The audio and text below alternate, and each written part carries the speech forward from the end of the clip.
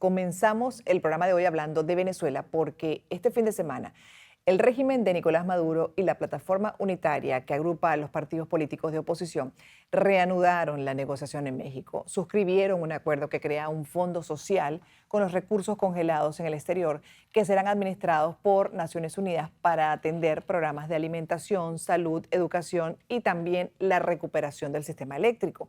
Se trata de aproximadamente 3.000 millones de dólares que fueron protegidos por el sistema financiero internacional durante los últimos años para evitar que fuesen despilfarrados por la corrupción del régimen venezolano. Se acuerda solicitar a la Organización de las Naciones Unidas apoyo en la implementación del marco programático de las medidas del segundo acuerdo parcial en materia social, incluido el diseño, establecimiento e implementación de un fondo fiduciario único, el cual se denominaría Fondo para la Protección Social del Pueblo Venezolano. En respuesta a este acuerdo, y como se esperaba ya desde hace semanas, el Departamento del Tesoro de Estados Unidos emitió la licencia que autoriza a la compañía Chevron a ampliar las operaciones petroleras en Venezuela. Por ahora no ha habido ningún acuerdo que apunte a la liberación de los presos políticos o el levantamiento de las proscripciones contra los dirigentes opositores, tampoco garantías para las próximas elecciones presidenciales. Según han dicho los delegados opositores, esos serán los próximos objetivos. Pero ¿cómo garantizar que este acuerdo no quede en nada y sea realmente cumplido, como ha pasado en ocasiones anteriores que lamentablemente pues se paran de la mesa, incluso, de una manera unilateral? El régimen de Maduro termina pues sencillamente interrumpiendo un esfuerzo en el cual la mayoría de la población ha apostado, pero que ya ahora poco cree. Y de ahí parto a la conversación con nuestro analista de los próximos minutos. Antonio de la Cruz es analista político, es también presidente de Interamérica Trends, además experto petrolero. Lo tenemos desde Washington para hacer análisis de este primer encuentro, estos primeros resultados, esta primera etapa. ¿Cómo está? Bienvenido nuevamente al programa. Muchas gracias, Gladys, por la invitación. Sí, y bueno, empezaba con lo de la desconfianza natural, lógica, entendible de la mayoría de la población que ya ha visto los resultados, es decir, cero resultados de los esfuerzos anteriores, sobre todo por una decisión unilateral, intransigente del régimen de Maduro de pararse, porque siempre han considerado que no se toman en cuenta lo que para ellos son puntos de honor y ha estado dentro de esos puntos de honor, por ejemplo, el empresario colombiano Alex Saab. Ahora se incluyó a la esposa. Eso, por supuesto, ha generado también reacciones muy negativas por parte de esa población que desconfía, además de este esfuerzo. Y la pregunta es, ¿qué implica la presencia de ella para empezar en ese nuevo intento? Tiene dos mensajes para mí. Un primer mensaje que implica que Alex Saab está, entre comillas, sentado en la mesa de negociación, algo que no fue acordado en los delegados y que la imponen al final. Recordemos que en el momento en que se acuerdan quiénes van a participar, no son después básicamente fácil cambiables, pues tienen que estar las dos partes de acuerdo. Se ve que aquí, en ese momento, la impusieron y fue aceptada para no generar ruido. Recordemos cuando sacan a Carlos Vecchio de esa comisión para poner ¿cómo se llama? Al muchacho de Voluntad Popular que estaba preso en ese momento en la cárcel. A Freddy Guevara. A Freddy Guevara. Entonces, como ellos no aceptaron que Carlos Vecchio, el embajador ante Estados Unidos del gobierno interino, en esa comisión, esa delegación. Entonces vemos que aquí vuelve a ceder un poco la plataforma unitaria para tener ese simbolismo. El otro mensaje es para Alex Saab, que de acuerdo a las informaciones que uno escucha y que ha venido observando, está ya negociando con las autoridades de los Estados Unidos y es mandarle un mensaje de que su señora está participando y por lo tanto seguimos cuidando esa relación en términos indirectos para Alex Saab. Yo creo que esos dos son los dos grandes mensajes de la presencia de la esposa de Alex Saab en esa mesa de negociación. De acuerdo a lo que estamos ya leyendo, por ejemplo, la reacción de la opinión pública, ¿qué recomendación da usted a la población venezolana que en este momento ese grueso, que está esperando un cambio político, por ejemplo, desde hace bastante tiempo, Hoy analiza de estos encuentros, ya desde la desconfianza de que eso no va a avanzar, de que además el dinero que se está o se estaría pues utilizando de ese fondo del exterior para programas sociales va a ser dilapidado. Entonces me gustaría, si es posible, su comentario para iniciar, porque creo que ese punto es muy importante de cara a lo que viene, ¿no? ¿Hasta qué punto esto es diferente? Si es que usted lo ve diferente. Lo que logran con estos 3.000 millones de dólares es básicamente ayudar a esa economía en la que hoy estaba siendo eh, subsidiada o estaba siendo facilitada por los fondos ilícitos del régimen, porque 3.000 millones no son la solución de las necesidades lo que está ocurriendo en los sectores salud, eléctrico, alimentación, los alimentos, no es la solución definitiva porque es un monto mayor. Sin embargo, significa que ese dinero que hoy sale de los bolsillos de la administración o del régimen de Maduro es sustituido por esto. O sea, ellos van a tener 3.000 millones más, o sea, que no van a utilizar aquí y que van a utilizar para otras actividades, ¿no? Entonces, en ese sentido, no es que estamos sumando 3.000 a los 3.000 que el régimen estaba utilizando ya, sino que podríamos decir, está un pote de 6.000 millones, pues son los 3.000 del régimen que ya usa hoy, más los 3.000 que se están en los fondos bloqueados, en la ayuda humanitaria, y podríamos hablar de 6.000. No, más bien liberamos 3.000 que hoy el régimen utiliza. Entonces, en ese sentido, yo creo que además el tiempo que consume instrumentalizar estos 3.000 millones es varios meses, porque hay que crear todos los mecanismos, hay que generar la transparencia. Recordemos que la ONU estuvo involucrada en un fondo similar cuando Irak, que se acusó, hay unas experiencias de corrupción ahí cuando estaba Kofi Annan, y también tiene una buena experiencia con Afganistán. Entonces yo creo que aquí hay que buscar las mejores prácticas y esto va a tomar tiempo, verlo en la realidad. Claro, tenemos que hacer una pausa, pero dejo el siguiente planteamiento, duda, inquietud, es que cuando uno, como bien dice usted, revisa los problemas de fondo, que son grandes y que puede implicar incluso, bueno, una gran cantidad de dinero, de financiamiento y de apoyo, 3.000 millones, uno, la verdad es que siente que esto se va a quedar como en paños calientes.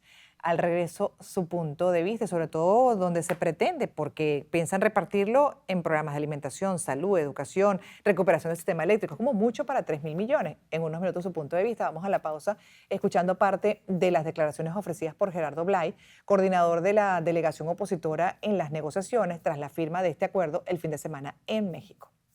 Nuestra misión es que en esta otra etapa que comienza a partir de hoy, podamos conseguir las condiciones políticas para que se produzca la alternabilidad democrática en el país y con ello el cambio de modelo político que ha arruinado a nuestra nación.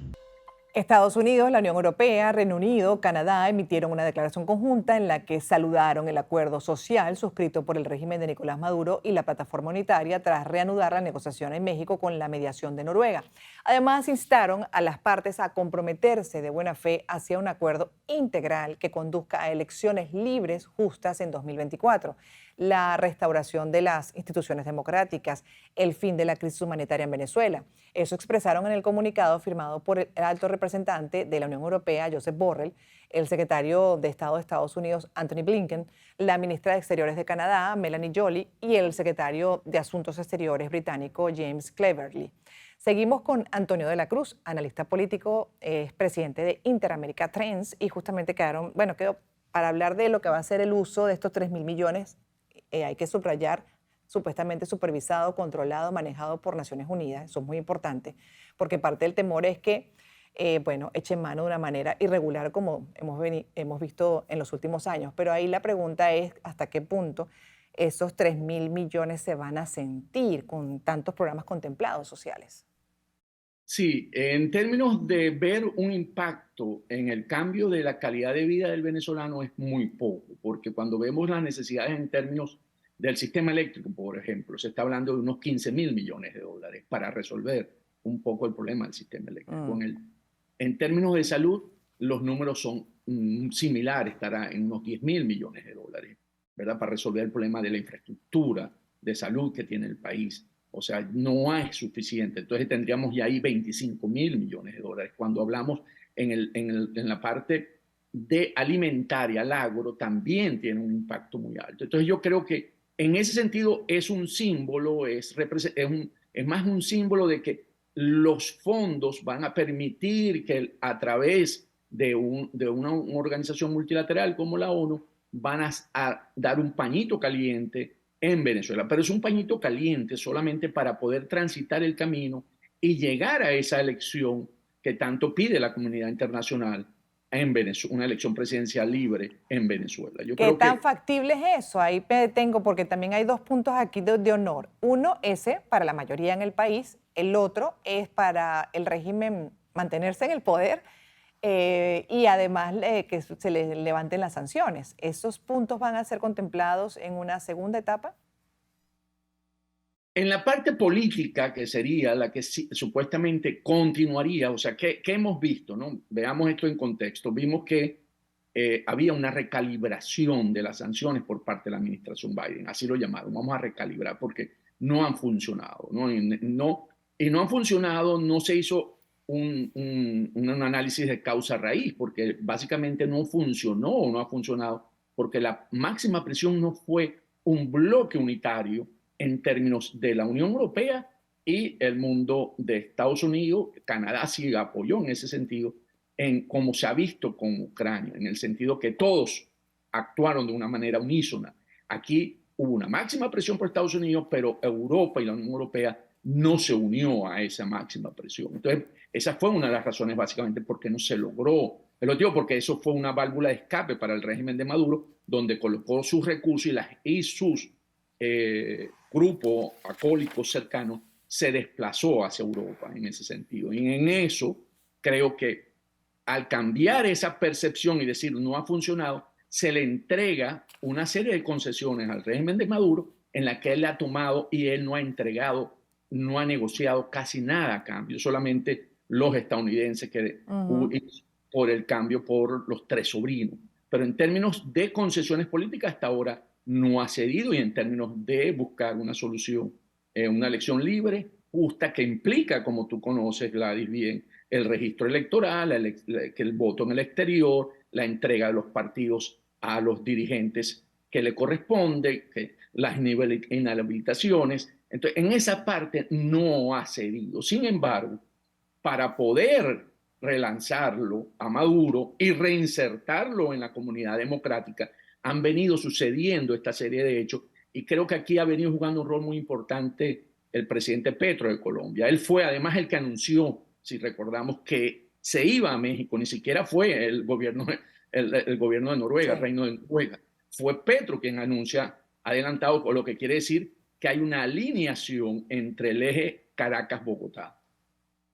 Claro, pero ¿hasta qué punto se puede pasear la población, sobre todo para el tema de las expectativas, administrar bien las expectativas, ¿no? Sobre la base del criterio, con criterio de realidad, de lo que en este momento está ocurriendo y realmente la intención del régimen de Maduro de transitar hacia una democracia, incluyendo elecciones transparentes, libres, garantizadas. ¿Hasta qué punto eso sería factible y para un 2024, no un 2023? ¿Qué información manejan al respecto? Lo otro también, porque es poco el tiempo que me queda que le asomo, es lo de Chevron. Porque para que Chevron pueda avanzar y que realmente se pueda ver incluso en la industria petrolera algo de una mayor producción a lo interno, o sea, también como beneficio para el mercado local, entiendo que se requiere de un sistema jurídico, una serie de garantías que hoy no existen. Eso tiene que ir en paralelo construyéndose. Correcto. Lo de Chevron es básicamente entregarle la posibilidad de que regrese a Venezuela a producir y exportar crudo. En ese sentido, le entregan la licencia, y para ello Chevron ya tiene un esquema, que es que la deuda que le debe PDVSA a Chevron por el préstamo del 2013 de 2.000 millones a Petroboscan, utilizaron una figura de un fideicomiso, un banco fiduciario en Panamá, que era donde se recibía el dinero de la exportación de ese crudo a través de unos off-takers que se conocen, unos que toman el crudo y se lo llevan y lo vendían, y ellos redistribuían, esa cuenta offshore distribuía los recursos tanto a Chevron y se quedaba a PDVSA. Ahí tienen ya un esquema para poder operar eso. En lo consiguiente, para la población es básicamente crear la expectativa de que sí se puede ir a un proceso de elecciones y que como tal experiencia de Barinas se puede pensar que el régimen puede perder una elección. Aquí realmente trabajar sobre ese escenario necesita una confluencia de liderazgos internos dentro del país que se aboquen en una sola unidad de propósito y de criterio. De otra manera, es muy difícil, porque aquí lo que se quiere, si vemos el futuro y nos movemos, que fuese la elección en 2023, que ocurra una legitimidad de origen del nuevo gobierno. Y una vez que se logre, se acaban las sanciones económicas en Venezuela. Entonces empezaría una nueva etapa donde las sanciones estadounidenses ya no estarían, porque ya recupera la legitimidad de origen el gobierno nuevo, y por lo tanto empieza una nueva etapa en Venezuela en ese momento al no tener las sanciones económicas. Entonces, donde yo creo que está apuntando a Chevron, y por eso Chevron está muy deseoso de seguir en Venezuela, porque en ese momento convierte a Venezuela en su bastión para poder producir el crudo que no puede producir aquí en Estados Unidos por la agenda verde de la administración actual. Claro, pero para entender también, pues en esta primera etapa, lo de los programas sociales, 3.000 millones, eso se va a ejecutar, como bien dice usted, en un tiempo, porque tampoco es tan fácil instrumentarlo, hay que organizar una serie de cosas. Pero en paralelo también, de acuerdo a esos intereses particulares que tienen las partes, bien sea oposición tanto como gobierno. En el caso de gobierno, legitimación del régimen adicional al levantamiento de sanciones, por ejemplo, el tema SAP. ¿Dónde queda todo eso dentro de la agenda? Porque por algo se están sentando. Y habría que ver si de repente a mitad de camino no vuelven otra vez a dar una patada a la mesa, se paran y ahí queda todo, ¿no? ¿Qué posibilidades es que esto sí avance en el tiempo? ¿Cómo lo ve para cerrar? Se sentaron, Gladys, por una necesidad de parte de la administración Biden de poder justificar la licencia a Chevron. A Chevron se le vencía la licencia el 1 de diciembre. Y para poder hacerlo, porque si no había una acción que surgiera como natural conjunta, tenía que haber México, porque si no se daba México y entregaba la licencia unilateralmente la administración Biden a Chevron, porque ya era un acuerdo con Chevron, ya estaba muy avanzado, desde hace tiempo está aprobada esa licencia, ¿verdad? Hace más de un mes. Entonces lo que faltaba era otorgarla. Se hacía necesaria el encuentro en México, porque era mostrar que era producto de un acuerdo de ambas partes y poder seguir construyendo este camino hacia lo que se quiere, que es la elección presidencial libre, justa y competitiva. Entonces yo creo que aquí es un esfuerzo que se hace, pero que en realidad materializar en éxito va a depender mucho de los liderazgos internos en Venezuela, en términos de sobreponer las diferencias y luchar contra el régimen de una manera unísona. De otra manera, va a costar mucho, y creo que aquí quien al final podría lograr seguir sacando beneficio es el régimen de Maduro. Gracias por haber estado con nosotros, Antonio de la Cruz, analista político, presidente de Interamérica Trends, hablando desde Washington. Muchísimas gracias una vez más por estar en este programa, analizando un tema que es de mucho interés, mucha importancia, no solo para la comunidad venezolana, se podría decir que también, y de acuerdo a cómo va el mundo, pues para países como Estados Unidos y el resto de la región latinoamericana, también la Unión Europea.